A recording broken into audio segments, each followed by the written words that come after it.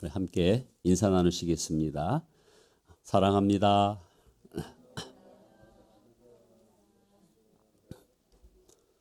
네, 오늘 말씀 제목은 회복되어 깨끗하리라 하는 제목입니다. 지금 코로나 현황이 아주 심각합니다. 우리나라는 이제 지금 현재 500명으로 기록되어 있긴 합니다만 다중이용시설 운영 제한을 지금 검토하고 있고요. 집합 금지 단행 가능성도 역시 지금 검토 중입니다. 아마 5월 2일 날 이후에 이 사항이 지금 심각하게 검토 중인 것 같습니다. 인도를 보니까요.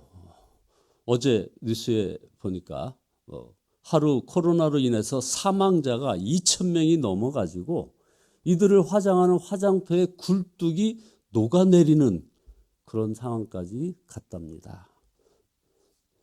심각한 이 코로나 상황 앞에서 우리는 하나님께 간절히 기도하시는 저와 여러분 모두 되시기를 예수 그리스도의 이름으로 축원드립니다. 이 모든 것은 결국 예수님의 보혈에 의지해서 주님께 나가는 방법밖에는 없는 것 같습니다. 우리가 예수님하고 이렇게 부르는 것만도 사실 놀라운 일 아니겠습니까? 예수란 이름의 뜻이 구원자라고 말합니다. 그리고 또 예수님의 이름에는 또 한 의미가 있죠. 이게 바로 임마누엘입니다. 결국 하나님이 우리와 함께 계시다 이 말씀이죠. 그러니까 예수님의 이름을 부르는 것만으로 얼마나 놀라운 일이냐 이거죠. 이것이 바로 보혈의 능력인 겁니다. 이 보혈의 능력으로 이제 우리가 치유받고 회복되는 놀라운 은혜의 역사가 진행되고 있는 것이죠. 그래서 바로 오늘 설계 이 핵심 주제도 치유와 회복을 위한 기도 이렇게 부제를 달아봤습니다. 인간이 타락한 이후에 질병은 우리의 삶의 가장 큰 고통이 되었습니다. 모든 복을 소용없게 만드는 것이 바로 이 질병입니다. 음식도 또 어떤 모임도 그리고 여행도 다 귀찮기만 합니다. 저도 그리고 제 아내도 질병으로 인한 고통을 겪어보았습니다. 여러분도 아마 마찬가지일 겁니다. 모든 일이 흔들립니다. 어려움이 엄습합니다. 봉사나 헌신이나 의미 있는 일을 또 내려놓을 수도 있습니다. 삶은 고통이 됩니다. 그리고 또 더 무서운 것은 자신의 그 질병으로 인해서 심한 죄책감이 드는 겁니다. 주변 사람들에게 어떤 피해를 주지 않을까 하는 죄책감 말입니다. 오늘 성경은 나아만의 이력을 자세히 소개하고 있습니다. 열왕기하 5장 1절에 보면 아람 왕의 군대 장관 나아만은 그의 주인 앞에서 크고 존귀한 자니 그는 여호와께서 전에 그에게 아람을 구원하게 하셨음이라. 그는 큰 용사이나 나병 환자더라.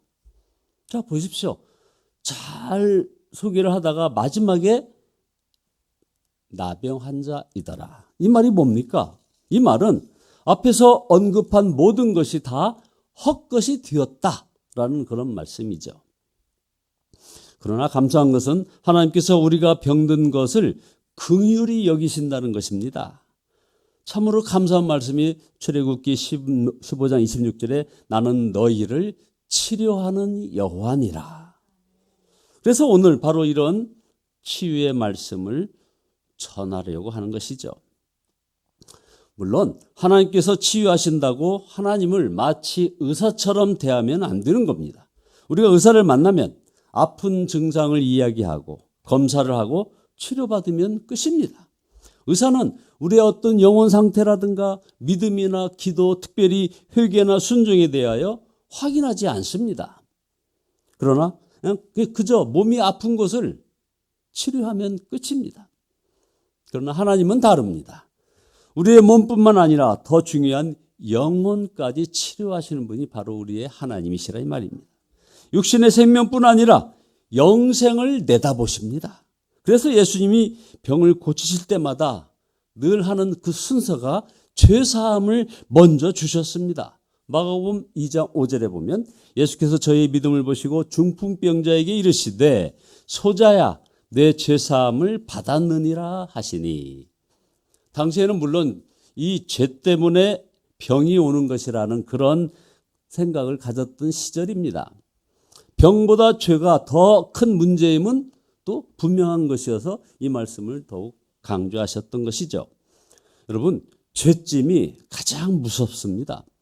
병이 걸리고 기뻐하는 자가 간혹 있긴 합니다만 이 죄짐 지고서 웃는 자는 없습니다. 초대교회 때는 병든 자도 그리고 기도하는 자도 깊은 회개의 시간을 가지고 이런 치유를 위하여 기도하였습니다. 그래서 야고보서 5장 16절에 그러므로 너희 죄를 서로 고백하며 병이 낫기를 위하여 서로 기도하라. 의인의 간구는 역사하는 힘이 큼이니라. 아멘.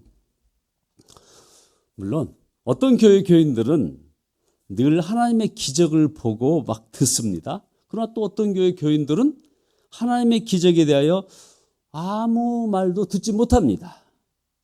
하나님을 정말 믿고 하나님의 기적이 일어나기를 기도하지 않기 때문에 그런 것이죠. 얼마 전에 그 소통을 했습니다만 그 필리핀에 우리가 파송한 김정필 선교사가 그 선교지를 방문한 어떤 팀을 데리고 단기 선교팀과 함께 필리핀 중부 그 골짜기 마을로 들어갔었답니다.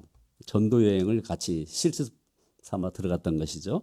원래 김정필 목사가 선교사가 하는 곳은 루손섬 남부의 레가스피 시티 내의 따이산 지역이라는 곳인데 그 지역에서 조금만 넘어오면 금방 깊은 골짜기가 된답니다. 그쪽으로 인도했는데요. 처음에 복음을 전하기가 너무나 힘들었답니다. 그래서 이제 가서 간이 화장실을 막 짓고서 제일 좋은 방법은 어린아이들 이렇게 모아다가 막 이제 말씀을 전하는데 이 어린아이들 가운데 그 아픈 아이들이 많이 있더라는 겁니다. 그래서 갑자기 성령의 이끌림 받아가지고 그 어린아이를 막 붙잡고서 막 손을 얹고 간절히 기도했는데 다음날 깨끗이 낫는 그런 기적을 여러 차례 경험했다는 겁니다. 그것을 보고 그 아이들과 부모님들이 주님께 돌아왔습니다. 이제 마을을 떠나올 때 온 마을 사람들이, 여러분 기적 같은 일입니다. 온 마을 사람들이 몰려 나와서 꼭 다시 와달라고 간청을 하더랍니다. 그냥 기적을 믿고 기도하니 기적을 체험하는 것입니다. 그러나 우리의 육신의 상태와 영적인 상태가 사실은 밀접하게 연결되어 있습니다. 아파 보면 우리 믿음이 흔들리는 게 또한 사실이죠. 기도도 말씀 묵상도 그리고 성도의 교제도 다 힘들어집니다. 그래서 바로 성도의 기도가 필요한 것입니다. 야고보서 5장 16절에 그러므로 너희 죄를 서로 고백하며 병이 낫기를 위하여 서로 기도하라. 의인의 간구는 역사하는 힘이 큼이니라. 우리가 이렇게 기도하는 것은, 그리고 우리가 중보기도하는 것은 아픈 분들의 믿음을 세워주기 위한 것이죠. 하나님의 기적을 믿고 회개하며 아픈 분들이 주의 역사를 힘있게 되기를 위해서 기도하는 것입니다.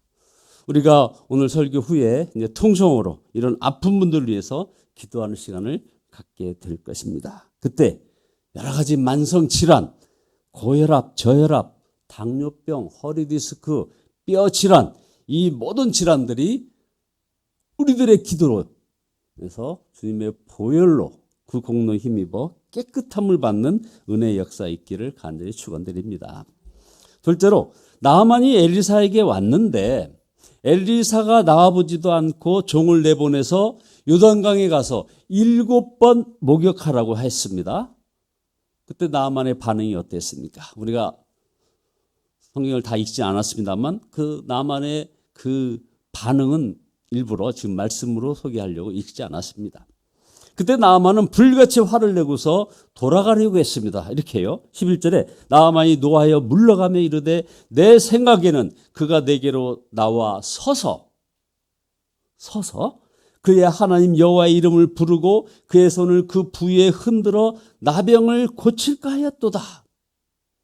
나아만의 왜 이런 반응이 나왔을까요? 나아만은 엘리사가 크게 격식을 차리고 영접하러 나와서 그러니까 무엇인가 그럴듯한 의식과 치유 기도를 해 주리라고 기대했던 모양입니다. 이것은 바로 그가 속한 자기 나라에서 그런 식으로 귀신을 섬겨왔기 때문에 그런 의식에 젖어서 그렇게 반응을 한 것이죠. 그러나 엘리사가 나아만 장군을 사실 직접 영접하지 않은 이유는 사실은 따로 있습니다. 그것은 나아만의 자존심을 거꾸려 한 것도 아니었고 믿음을 테스트한 것도 아닙니다. 나아만이 자꾸 엘리사만 바라보고 있었기 때문입니다. 그래서 엘리사는 자신을 감출 수밖에 없었던 것이죠. 나아만이 하나님을 만나는데 자기 자신이 가장 큰 걸림돌이 되기 때문이라는 그런 생각을 가진 겁니다. 고침받고도 하나님께서 고쳐주셨는데 엘리사가 고쳐준 줄 알까 봐 걱정했던 것이라 이 말입니다. 나아만에게 중요한 것은 치유 그 자체보다도 치유하시는 하나님을 만나는 것이었습니다. 지금도 주님은 환자들이 목사나 아니면 치유 사역자가 아니라 주님을 바라보기를 지금도 원하시는 것입니다. 바로 주님입니다. 그 주님께서 이런 사역자들을 사용해서 당신의 역사를 하시는 것입니다. 유명한 치유 사역자인 진 다니엘 여사가 소녀 시절에 성령 체험한 곳은 바로 어느 누구도 거들떠보지 않던 아주 작은 오순절 교회였답니다. 우리가 주님을 바라보면 사람이나 환경에 연연하지 않게 된다는 것이죠. 결국 병 고침에만 매달리지 말고 전적으로 온전히 예수님을 바라보며 살아야 함을 여기서 우리에게 보여주고 있는 겁니다. 치유받는 믿음의 핵심은 바로 예수 그리스도를 바라보는 것입니다. 셋째, 이제 화를 내고 돌아가려는 나아만은 종들이 이제 간청을 해서 겨우 마음을 다잡습니다. 열왕기하 5장 13절에 보면 그 종들이 나와서 말하여 가로되 내 아버지여 선지자가 당신을 명하여 큰 일을 행하라 하였더라면 행치 아니하였으리까 하물며 당신에게 이르기를 씻어 깨끗하게 하라 함이니까. 그래서 나아만이 이제 옷을 벗었습니다. 벌거벗은 상태가 되었을 때 그는 더 이상 아람의 군대 장관이 아니라 한 사람의 초라한 나병 환자였을 뿐입니다. 이제 칼도 내려놓고 갑옷도 벗고 오직 온몸이 퍼진 그런 나병으로 냄새나는 그 몸, 그것이 나아만의 진정한 실상이었던 것입니다. 그리고 요단강물에 몸을 잠그었습니다. 14절에 나아만이 이에 내려가서 하나님의 사람의 말대로 요단강에 7번 몸을 잠그니. 나아만이 한 번만 아니라 7번 목욕했다는 것은 우리가 치유받을 때 한 번의 기도로 낫는 경우만 있는 것이 아니라 계속 기도하게 하실 수 있음을 여실히 보여주고 있습니다. 아니, 대부분 그렇습니다. 그래서 계속해서 중보 기도를 하고 환자 신방을 계속 해야 하는 이유가 여기에 있는 것입니다. 치유받는 기도의 핵심은 바로 예수님을 바라보는 그 믿음에 있지만 결심한다고 한 순간에 예수님을 바라보아지는 것은 아니더라는 것이죠. 친밀함은 바로 이런 결단하는 그 시간이 더 필요하다는 걸 여기서 보여주고 있습니다. 나아만이 7번 목욕하던 그 심정, 이것을 우리가 잊지 말아야 하는 것입니다. 주님을 계속 바라보는 순종이 여기에 필요한 것입니다. 나아만이 7번째 몸을 담그고 일어났을 때 몸이 깨끗해졌음을 알았습니다. 할렐루야. 14절에 그의 살이 어린아이의 살같이 회복되어 깨끗하게 되었더라. 그리고 나서 하나님이 비로소 믿어지게 되면서 이런 멋있는 고백을 하게 되는 겁니다. 15절에 나아만이 모든 군대와 함께 하나님의 사람에게로 도로 와서, 모든 자기가 할 수 있는 사람들 다 동원해가지고 하나님의 사람에게, 엘리사 앞에 다시 도로 왔다는 거죠. 그 앞에 서서 이르되 내가 이제 이스라엘 외에는 온 천하에 신이 없는 줄을 아나이다. 나만이 이르되 그러면 청하건대 노새 2마리의 실을 흙을 당신의 종이에게 주소서. 이제부터는 종이 번제물과 다른 희생 제사를 여호와 외에 다른 신에게는 드리지 아니하고 다만 여호와께 드리겠나이다. 아멘. 사실 나만은 이력이 화려했습니다. 그러나 이 나병 하나로 다 무너져 버렸습니다. 그렇지만 그 고통스럽고 두려운 나병 때문에 그는 하나님을 만났습니다. 만약 나병에 걸리지 않았더라면 그는 영원한 생명을 얻지 못하고 그저 아람 지역의 어떤 한 용사로 끝났을 것입니다. 그러나 그는 나병 때문에 하나님을 믿게 되었고 순종함으로 나병이 오히려 복이 되었던 것입니다.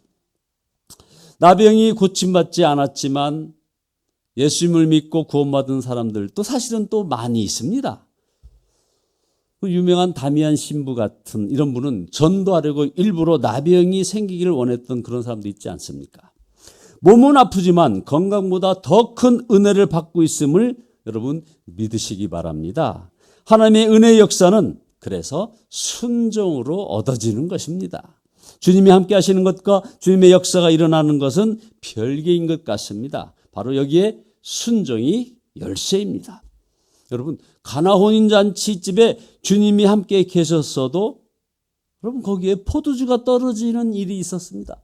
주님이 함께 계셨는데도 포도주가 떨어지는 일이 있었습니다. 시사해 주는 바가 얼마나 큽니까? 그러나 예수님이 주인의 위치에서 종들에게 명령하시고 또 그 종들은 그 예수님의 명령에 순종할 때 물이 포도주가 되는 역사가 일어난 것입니다. 작은 것부터라도 주님께 순종하는 것이 얼마나 중요한 것인가를 보여주는 거죠. 하나님께 완전히 순종하는 것, 이것은 그래서 대단한 용기인 것입니다. 한쪽 뺨을 맞고 두려움을 이기고 다른 뺨을 돌려댈 때 폭력의 증오는 사라지는 것 아니겠습니까? 이것이 하나님이 완전히 믿어지고 정말 의지가 되어야 가능한 그런 일이라 이겁니다. 지금 이 시간 주님이 우리의 병든 몸에 손을 얹으실 수 있으려면 우리는 진정한 회개와 믿음과 순종이 있어야 합니다. 하나님께서 주신 말씀이 생각나면 한 걸음 한 걸음씩 그 말씀대로 순종해 보시기 바랍니다. 기도하라, 찬송하라, 용서하라, 감사하라, 그리고 주라. 이렇게 되면 이제 성벽이 무너지는 겁니다. 그러나 7번까지 해야 합니다. 한두 번 하다가 포기하지 말아야 합니다. 그래서 이렇게 이 원리대로 이 새벽에 우리가 통성으로 같이 기도하실 때 생명을 위협하는 모든 병의 치유가 일어나는 놀라운 은혜의 역사가 있어지기를 고대하고 기대하며 나아가는 저와 여러분 모두가 되시기를 예수 그리스도의 이름으로 축원드립니다. 기도하시겠습니다.